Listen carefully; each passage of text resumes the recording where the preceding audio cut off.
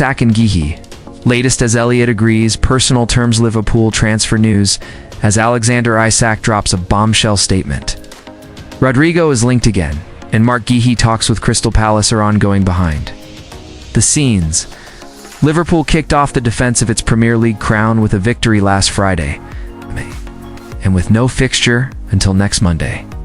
Speculation around transfers is only set to intensify in the coming days, with just 11 days left before the summer transfer window closes. The Reds have already secured another new signing. Giovanni Leone completed his switch from Parma right before the curtain raiser against Bournemouth. Still, one name refuses to leave the spotlight. Alexander Isak continues to be the focus of Arne Slot's interest and sent shockwaves on Tuesday with a bold public statement. In that message, Isak accused Newcastle of going back on promises by blocking his exit. The Magpies swiftly countered, insisting that the terms required for a summer departure have not yet been fulfilled. On the outgoing front, Harvey Elliot and Kostas Tsimikas could soon be heading out of Anfield. RB Leipzig are pushing hard for Elliott, while Marseille are monitoring Tsimikas later today. Slot will speak to the media ahead of the clash with Newcastle.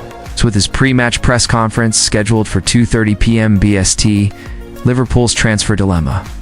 Arne Slot unable to sanction Elliott deal, yet Liverpool's summer rebuild is far from complete, and the saga surrounding Isak remains the most pressing storyline. Despite the club's remarkable level of business, far beyond what anyone outside Anfield would have imagined a few months ago, work is still ongoing.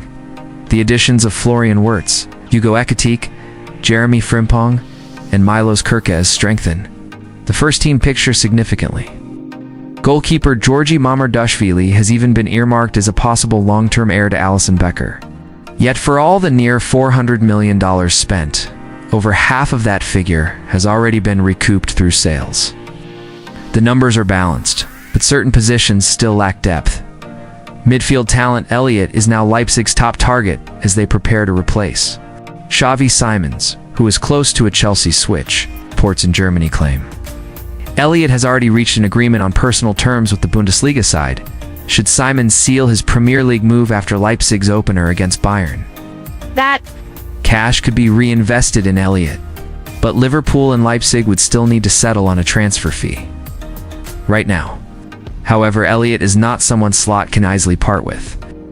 Liverpool has already waved goodbye to Darwin Núñez and Luis Diaz, leaving the attack looking thin.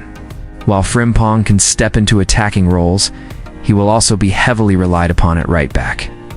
Federico Chiesa marked his debut with a late goal against Bournemouth, but questions remain about his consistency. Without Elliott, the Reds would be left with just Ekitike, Mohamed Salah, and Cody Gakpo as established forwards to fewer than last season.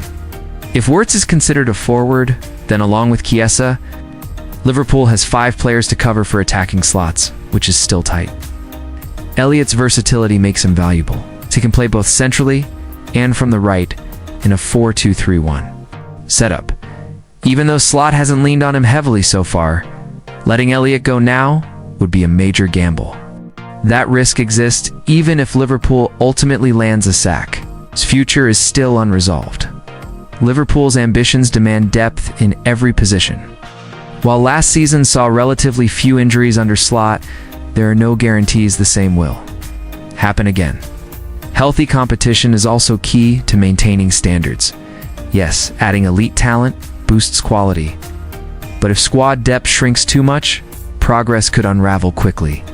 With the September 1st deadline approaching, the Reds must strike a delicate balance, which means Elliott's exit may have to be put on hold. Manchester United find themselves at the center of several major storylines right now, each packed with tension, uncertainty, and no shortage of drama. Let's start with Alejandro Garnacho. Not long ago, he was hailed as one of the brightest young stars at Old Trafford. Explosive, fearless, the kind of player who gets fans on their feet. For many, he was the face of the club's future. But things have taken a sharp turn. Fabrizio Romano, always a trusted voice in the transfer world, recently revealed a bold message from Garnacho's camp: Chelsea or nothing. The shockwaves from that statement hit hard. Garnacho, now frozen out of Ruben Amorim's squad, is reportedly facing internal concerns over his attitude issues that surfaced late last season. For any player, that's worrying. But for a 21-year-old tipped to be United's next great, hope it's a dangerous crossroads. Chelsea links have swirled all summer, yet despite the noise, no official offer has landed. And the Blues have already strengthened their flanks with Jamie Gittins and Brazilian prodigy William Estevo. May not have room unless they believe Garnacho is simply too good to ignore. So, the young winger waits. His stance is clear. But time is ticking. United must decide quickly how to handle this before they're left with a frustrated, sidelined player on their hands. While that saga simmers, another issue is demanding even more urgent attention: the goalkeeping situation. Gary. Neville hasn't pulled any punches. Speaking about United's chances this season, he was blunt. I'm thinking 7th or 8th, maybe 6th if things go right, but only if they get a goalkeeper. It's a sobering assessment. Andre Onana arrived last year amid huge expectations, but he's yet to fully convince. High-profile mistakes, doubts over his decision-making, and the intense scrutiny of being United's #1 have all added pressure. So what now? Enter Gianluigi Donnarumma, the Italian shot-stopper, once Europe's hottest young keeper in a Euro 2020 champion, has just announced he's leaving PSG, and he could be available at a cut-price fee. That kind of opportunity rarely comes around. But if United want him, they'll need to move fast. City are already watching, along with other European heavyweights. The question for United: do they make another major move in goal, just a year after spending big on Onana? It's a tough call. Priorities exist elsewhere, but Neville's words carry weight. A world-class keeper can be the difference between another season of frustration and a genuine top-4 push. And the decisions don't stop there. United's recruitment team is juggling multiple situations: Garnacho's future, the Donnarumma opportunity, and the pursuit of reinforcements in key areas. Everything they do in the next few weeks could shape not just this season, but the next several years. That brings us to something more hopeful. Amid all the speculation, United quietly pulled off a major coup. Benjamin Sesko is coming. The towering Slovenian forward, tracked by Europe's elite, has completed his move from RB Leipzig. The €85 million deal is done. Paperwork signed, medical passed. Will be unveiled Saturday morning at Old Trafford. Fans can already picture it: the red shirt, the first roar, the sense of a new attacking era dawning. But this signing is about more than hype. It feels intentional. For too long, United have swung between panic buys and overpriced gambles. But Sesko is a long-term target, a striker to build around, a symbol of smarter recruitment.